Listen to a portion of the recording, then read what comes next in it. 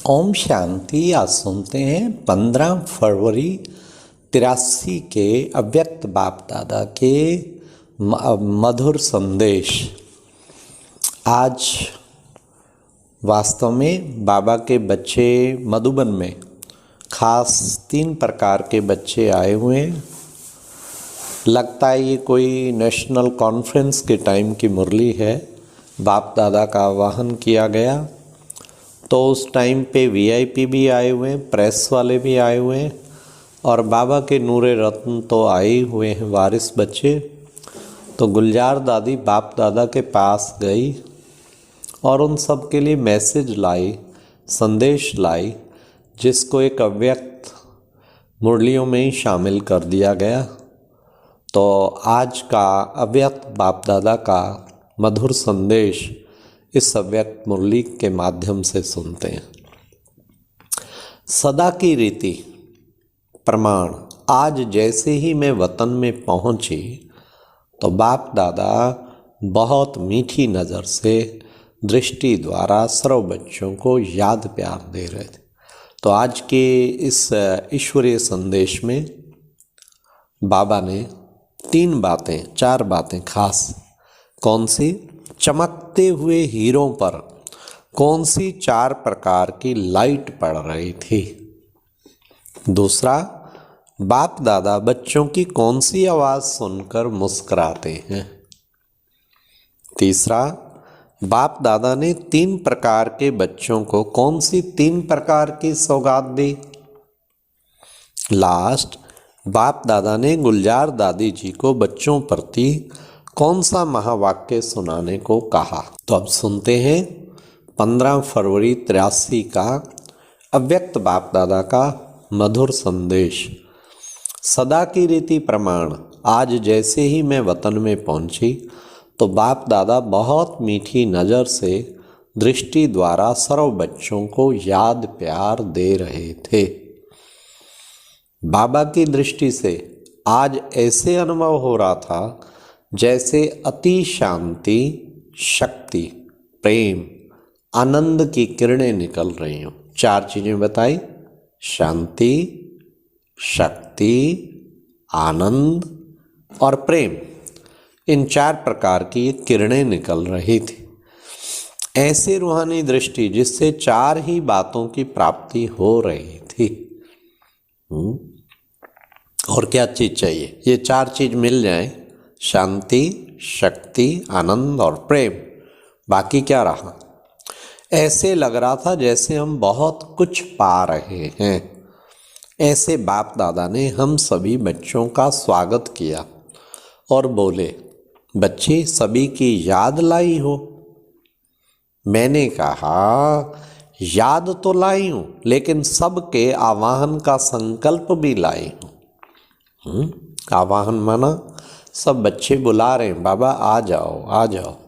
तो बाबा बोले, इस समय तो मेरे इतने प्यारे बच्चे जो भी आए हैं वो जानने के लिए आए हैं। ऐसा भी दिन आएगा जो फिर ये मिलने के लिए आएंगे। हाँ, वीआईपी थे ना सभी, प्रेस वाले भी सब।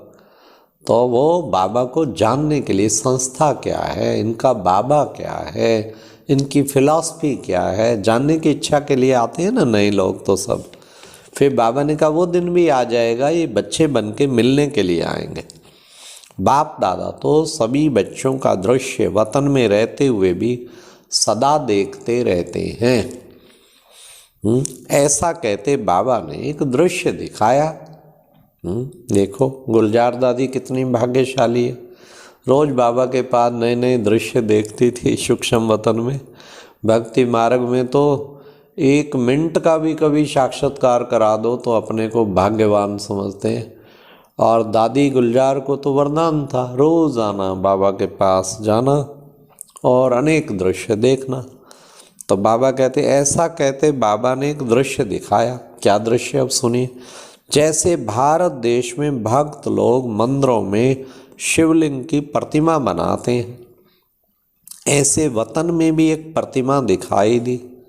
लेकिन प्रतिमा का गोल आकार था और उस गोल आकार में अनेक चमकते हुए हीरों हीरे चारों ओर नजर आ रहे थे। उन चमकते हुए हीरों पर 4 प्रकार की लाइट पड़ रही थी। इमर्ज करो, वतन में एक प्रतिमा है गोल आकार की और उसके चारों ओर हीरे नजर आ रहे हैं और हीरे पर फिर 4 प्रकार की लाइट पड़ रही थी। कौन कौन सी? एक रंग था सफ़ेद, दूसरा हरा, तीसरा हल्का ब्लू और चौथा गोल्ड। तो थोड़े समय में वह लाइट शब्दों में बदल गई। अब सोचिए शब्द क्या होंगे? सफ़ेद, सफ़ेद किस चीज़ का सूचक है? सफ़ेद लाइट के अक्षरों में लिखा था शांति। सफ़ेद शांति का प्रतीक है। कहीं काले कपड़े पहनते हैं, कहते हैं काले कर्म किए हुए काला शब्द नेगेटिविटी का सूचक है। काले ही झंडे दिखाते हैं जब कभी धरना देना। काले कहते पता नहीं कौन से मेरे काले कर्म हैं, तेरी काली करतूत ने ही बेड़ा गर्क किया, कहते हैं ना। तो ये काला और सफ़ेद शांति का, वो तो बिल्कुल ऐसा है सफ़ेद दूध जैसा। हाँ, सफ़ेद, बाबा ने कहा सफ़ेद कलर जो है उस पर लिखा था शांति। और दूसरे पर सफ़ेद के बाद फिर कौन सा था? दूसरा था हरा। तो दूसरे पर उमंग, कहते हैं ना एवरग्रीन, ये तो हमेशा एवरग्रीन रहता है, मतलब उमंग उत्साह में रहता है। और तीसरा कलर फिर क्या था? हल्का ब्लू। उसको बाबा ने कहा तीसरे पर उत्साह। और चौथा फिर था गोल्ड। गोल्ड पे थी चौथी लाइट से सेवा। मतलब कि सेवा करेंगे तो गोल्डन दुनिया में जाएंगे ना। तो बाबा बोले सभी बच्चों ने बहुत ही उमंग उत्साह शांति के संकल्प द्वारा विश्व की सेवा की। सब देश विदेश भारत के सब ने खूब सेवा की। सबको माउंट आबू लेके पहुंचाना भी, कितनी सेवा की। एक एक आत्मा संगठित रूप में देखो तो कितनी चमक रही है। फिर बाबा ने कहा मेरे बच्चे मुझे यथाशक्ति जान पाए हैं, फिर भी हैं तो मेरे ही बच्चे ना। ये देखो बाबा की कितना रहम का गुण। चाहे वो क्रिश्चियन है, चाहे वो मुस्लिम है, चाहे वो वो हैं इब्राहिम वाले हैं, बौद्धि हैं, सब बाबा कहते हैं तो मेरे ही बच्चे ना। मेरे सभी मीठे मीठे बच्चों को याद प्यार देना। जो भी बच्चे आए हैं सबके मुख से यह आवाज़ तो निकलती है, कौन सी? कि हम अपने घर में आए हैं। बाप दादा बच्चों की आवाज़ सुनकर मुस्कुराते हैं। मधुबन में जैसे जाओ लिखा होता है ना, बाप का घर सो आपका घर, आपके घर में आपका स्वागत है। तो बाबा कहते हैं कि बच्चे, तो बाबा आवाज़ सुन के तुम्हारे बच्चों की मुस्कुराते हैं। तो हमेशा आवाज़ यही निकलता रहे कि हम अपने घर में, निकलता भी यही, हम अपने घर में आ गए, ये है हमारा बेहद का घर। जब बच्चे घर में आए हैं तो पूरा अधिकार लेने आए हैं या थोड़ा सा? कितने भाग्यशाली, हमारा घर कितना बड़ा है मधुबन। देखो ऊपर शांति, नीचे शांतिवन, ऊपर मधुबन, फिर ज्ञान सरोवर, फिर ग्लोबल हॉस्पिटल, तो ये कितना बड़ा ट्रॉमा, फिर संगम म्यूज़ियम, वो बहुत सेवा करता है। जितने टूरिस्ट आते हैं उन सब की सेवा होती।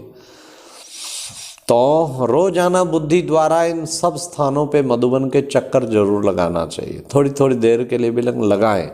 4 धाम पे भी लगाएं। 4 धाम जो हैं, बाबा की कुटिया, बाबा का कमरा और बाबा का जो है हिस्ट्री हॉल और शांति स्तंभ, उस पे तो लगाएं, वो तो मधुबन के 4 धाम।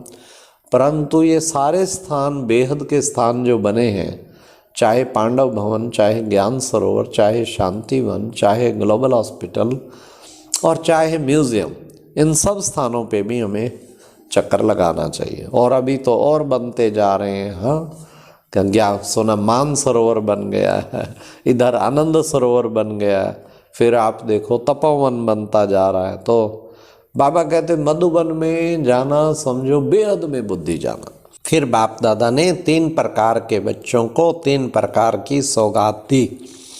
बाबा बोले मेरे कलमधारी बच्चे, ये प्रेस वाले थे सब, अखबार वाले, जो आए हैं उन्हें बाप दादा कमल पुष्प की सौगात देते हैं। मेरे कमलधारी बच्चों को कहना सदा कमल समान सारे विश्व के तमोगुणी वाइब्रेशन से न्यारे और पिता परमात्मा के प्यारे बने। अगर ऐसी स्थिति में स्थित हो कलम चलाएंगे तो आपका व्यवहार भी सिद्ध हो जाएगा और परमार्थ भी सिद्ध हो जाएगा। दूसरा, वीआईपी बच्चे जो भी आए उन्हों को बाबा ने सिंहासन नहीं लेकिन हंस आसन दिया है। बाबा बोले यह जो मेरे वीआईपी बच्चे आए हैं उन्हों को मुख में शक्ति है, इन्हें मैं हंस आसन देता हूँ। इस आसन पर बैठकर फिर कोई कार्य करना। हंस आसन पर बैठने से आपकी निर्णय शक्ति श्रेष्ठ होगी और जो भी कार्य करेंगे उसमें विशेषता होगी। जैसे कुर्सी पर बैठकर कार्य करते हो वैसे बुद्धि इस हंस आसन पर रहे तो लौकिक कार्य से भी आत्माओं को स्नेह और शक्ति मिलती रहेगी।